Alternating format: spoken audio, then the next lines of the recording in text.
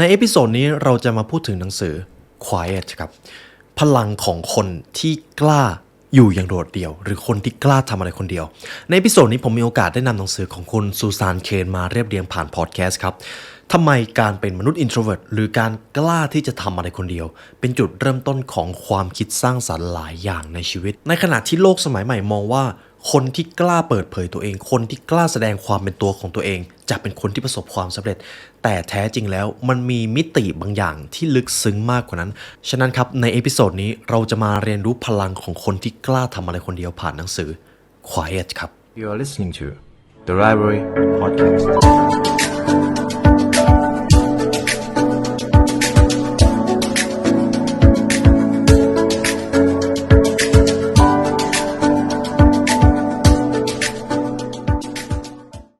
อิสรภาพความมั่งคั่งความสำเร็จทั้งหมดล้วนขึ้นอยู่กับความรู้ที่คุณมี The Library Premium Content เราได้นำเนื้อหาจากทุกตำราความสำเร็จมาถ่ายทอดเป็นเนื้อหาพิเศษทั้งการเอาชนะทุกสมรภูมิชีวิตจากตำราพิชัยสงครามการต่อยอดความสำเร็จที่ดีสู่ความสำเร็จที่ยิ่งใหญ่จากตำรา Good to Great หรือการค้นหาความสำเร็จและความหมายของชีวิตจากตำรา Start with Whyและตำราความสำเร็จด้านอื่นๆที่พร้อมจะยกระดับชีวิตสู่ความสำเร็จให้กับทุกท่านเรายินดีและเป็นเกียรติที่จะได้เป็นเพื่อนร่วมทางทุกท่านสามารถเข้ามาเรียนรู้เนื้อหาพิเศษกับเราได้แล้ววันนี้ที่ www.thelibrarylearn.com เพราะการเรียนรู้จะทำให้คุณเป็นอิสระ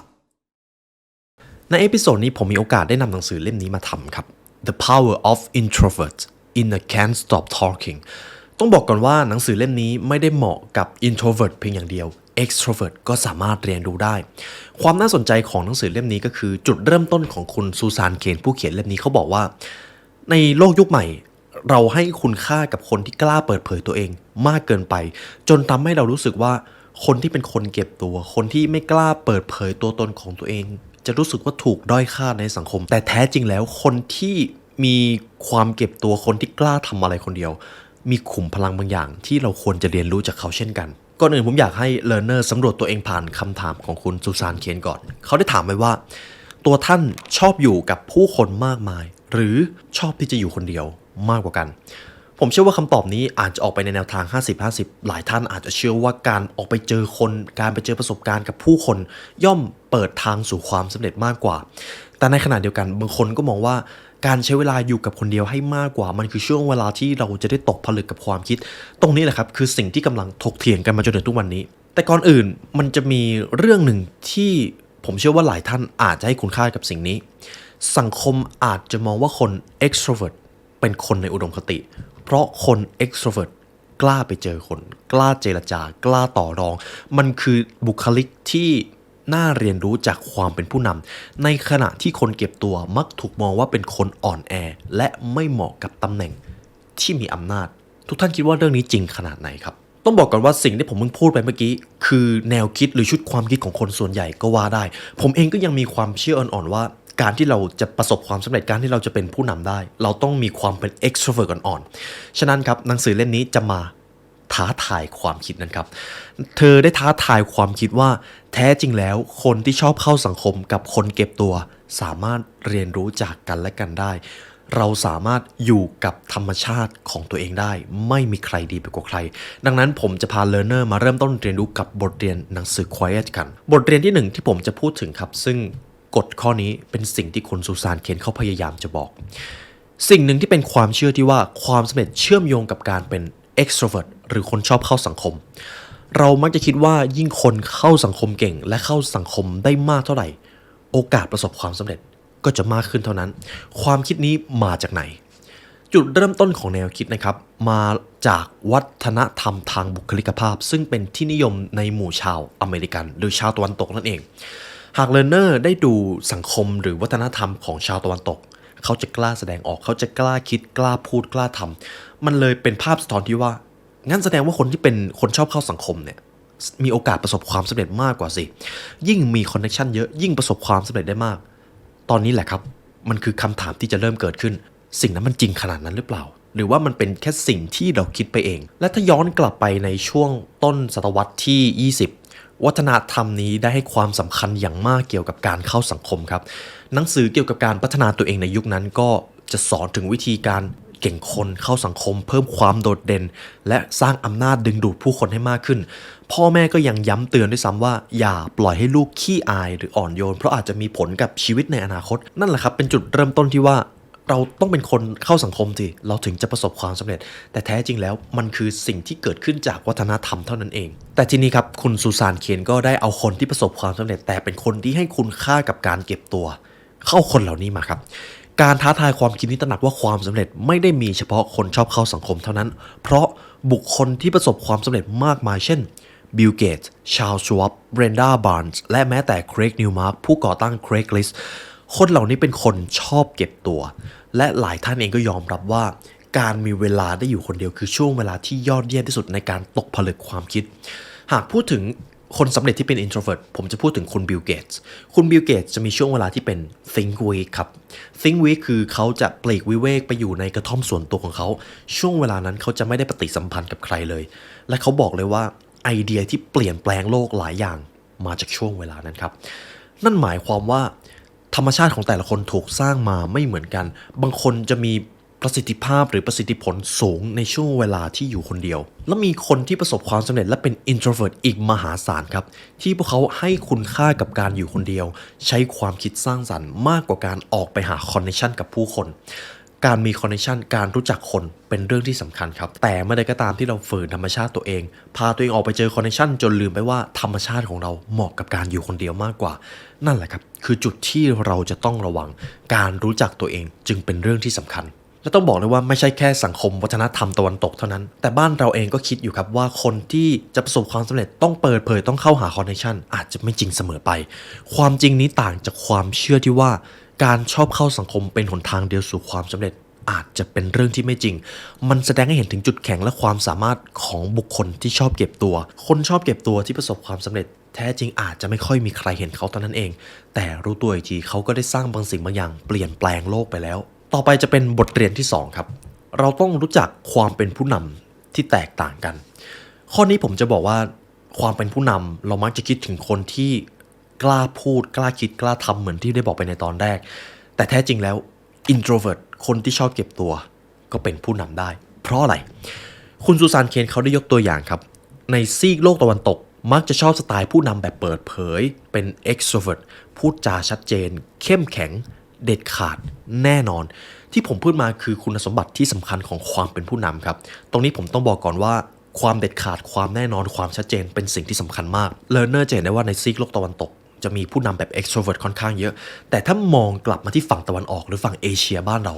ผู้นำที่เป็น introvert มีเยอะมากครับผู้นำที่อยู่ในฝั่งตะวันออกผู้นำที่เป็น introvert จะเป็นคนที่ใช้ soft power จะเป็นคนที่ใช้อำนาจแบบเงียบๆครับดังนั้นคุณซูซานเคนเขาจึงได้บอกว่าผู้นำที่ยอดเยี่ยมอาจไม่จำเป็นต้องเป็น extrovert เสมอไปมีนักวิจัยท่านหนึ่งครับคุณโรเบิร์ต แมคเรย์ครับได้สังเกตว่าวัฒนธรรมเอเชียมีรูปแบบการสื่อสารแบบ introvert ครับส่วนใหญ่จะเป็นผู้นำในระดับสูงผู้นำส่วนใหญ่ที่เป็น introvert จะเป็นคนเก็บตัวพูดน้อยแต่ก็ยังแสดงความเป็นผู้นำได้อย่างมีประสิทธิภาพในหนังสือ Good to Great ของคุณจิม คอลลินครับในบทแรกเรื่องของ The 5 Level of Leadership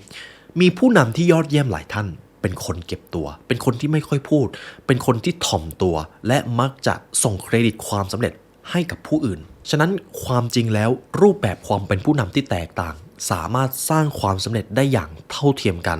โดยเฉพาะการเป็นตัวอย่างให้ผู้อื่นหรือการเป็นแรงบันดาลใจให้ผู้อื่นเมื่อใดก็ตามที่ท่านสามารถเป็นแรงบันดาลใจให้กับผู้อื่นได้มันอาจจะไม่ได้สำคัญเลยว่าท่านเป็นคนเก็บตัวหรือเป็นคนชอบเข้าสังคมทุกอย่างมีธรรมชาติของมันเองครับนี่คือบทเรียนที่2การรู้ถึงความแตกต่างของความเป็นผู้นำข้อที่3การเรียนรู้ถึงความสำคัญของการทำงานคนเดียวครับในช่วงก่อนหน้านี้ผมมีโอกาสได้สัมภาษณ์ทีมงานใหม่หลายท่านผมจะสามารถดูออกได้ว่าคนประเภทไหนชอบทำงานกับคนประเภทไหนชอบทำงานคนเดียวผมอาจจะตอบได้ว่าสิ่งหนึ่งที่ผมสังเกตเจอก็คืองานที่เป็น creativity หรืองานที่ใช้ความคิดสร้างสรรค์สูงมักจะเป็นงานที่คนนั้นอยากทำคนเดียวครับผมต้องบอกว่านี่เป็นอัตราส่วน 100% เลยก็ว่าได้ มันทำให้ผมเจอข้อสังเกตหนึ่งก็คืองานที่ใช้ความคิดสร้างสรรค์และถ้าหากอยากจะดึงประสิทธิภาพหรือศักยภาพของตัวเองให้สูงที่สุดงานนั้นต้องทำคนเดียวครับเป็นงานที่ต้องทำคนเดียวนี่คือสิ่งที่ผมเองก็เจอในระดับองค์กรหรือในระดับการทำธุรกิจการทำงานกลุ่มย่อมทำให้เกิดการระดมความคิดเกิดการ brainstorm เกิดไอเดียแต่ในขณะเดียวกันยังมีคนอีกจำนวนมากที่ต้องเอาความคิดไปตกผลึกตามจริตของตัวเองครับฉะนั้นการดูคนให้ออกอันนี้เป็นเรื่องที่สำคัญดูทั้งตัวเองและคนรอบข้างให้เป็นว่าเราดึงศักยภาพของตัวเองออกมาได้มากที่สุดในสภาพแวดล้อมการทำงานแบบไหนนี่เป็นเรื่องที่สำคัญมากผมจะยกตัวอย่างหากผมเป็นคนที่ทำงานคนเดียวแล้วทำออกมาได้ดีแต่เผอิญผมไม่รู้จักตัวเองผมเลยคิดว่าผมจะต้องไปทำงานกับคนอื่นสิผมถึงจะได้ปฏิสัมพันธ์ผมถึงจะได้ความคิดดีๆแต่แท้จริงแล้วศักยภาพที่ดีที่สุดของผมอยู่ในจุดที่ผมอยู่คนเดียวซึ่งถ้าผมไม่รู้ตรงนี้ครับผมจะเสียเปรียบมากในบริบทการทำงานเพราะผมจะไม่สามารถสร้างหรือดึงศักยภาพสูงสุดของตัวเองออกมาได้คุณซูซานจึงได้สรุปว่าไม่ใช่ทุกคนที่จะประสบความสำเร็จในการทำงานร่วมกับผู้อื่นมีบทเรียนนะครับที่เขาได้เขียนลงไปในหนังสือก็คือบริษัทที่ประสบความสำเร็จอย่าง Pixar และ Microsoft ได้นำแนวคิดนี้มาใช้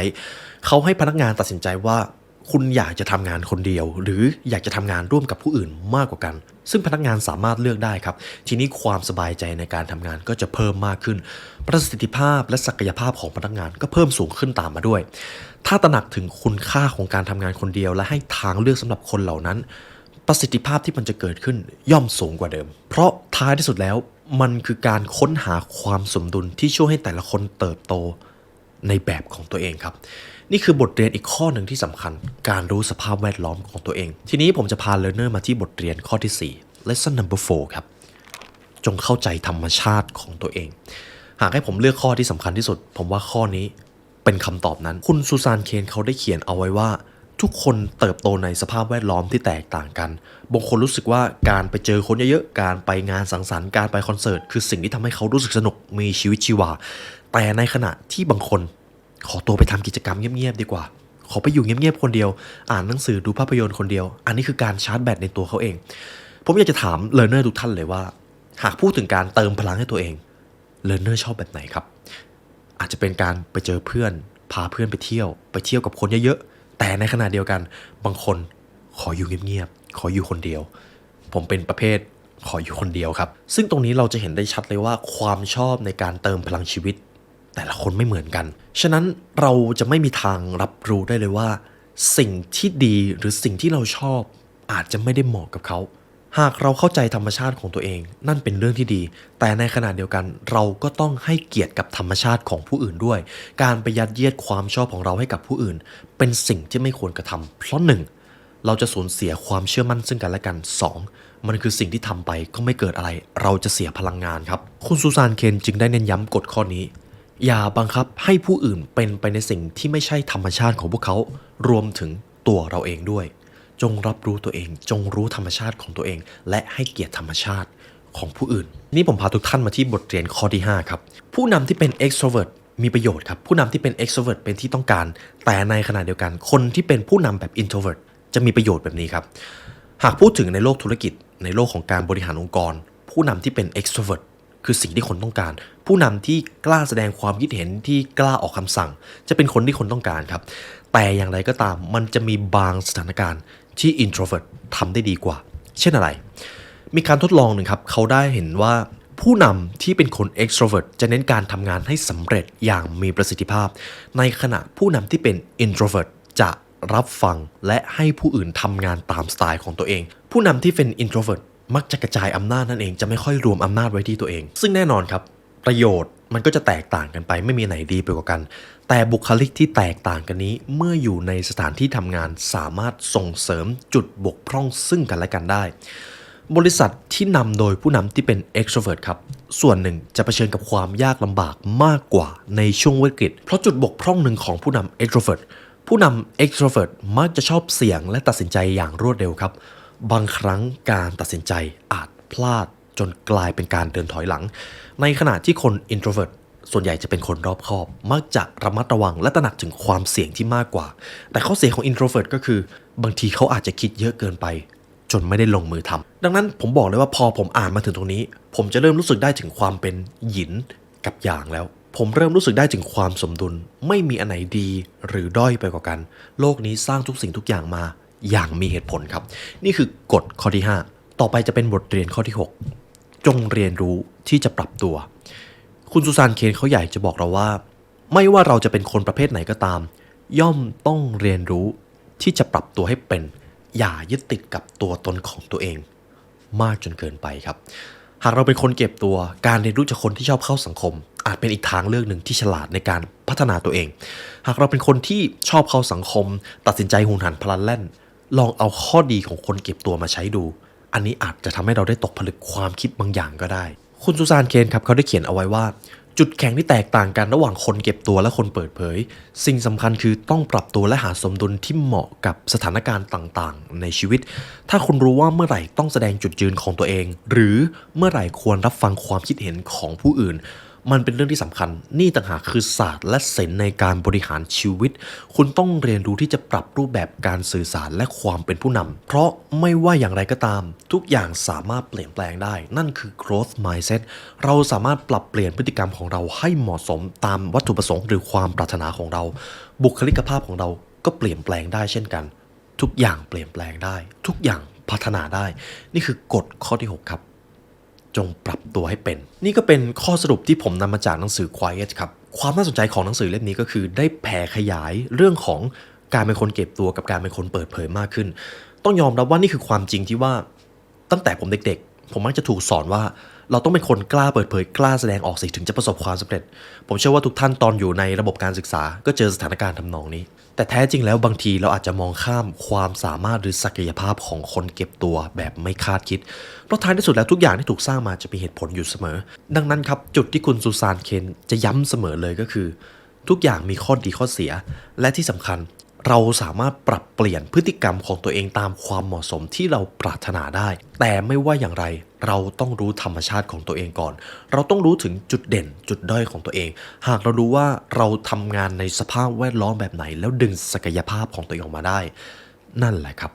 คือสิ่งที่สำคัญและผมเชื่อว่า learner พอฟังมาถึงวันนี้ก็เริ่มรับรู้แล้วว่าเป็นคนเก็บตัวหรือชอบเข้าสังคมมากกว่ากันและอยู่ในสภาพแวดล้อมแบบไหนจะเหมาะกว่ากันผมเชื่อว่า learner อาจจะได้คำตอบบางอย่างจากพอดแคสต์เอพิโซดนี้ครับ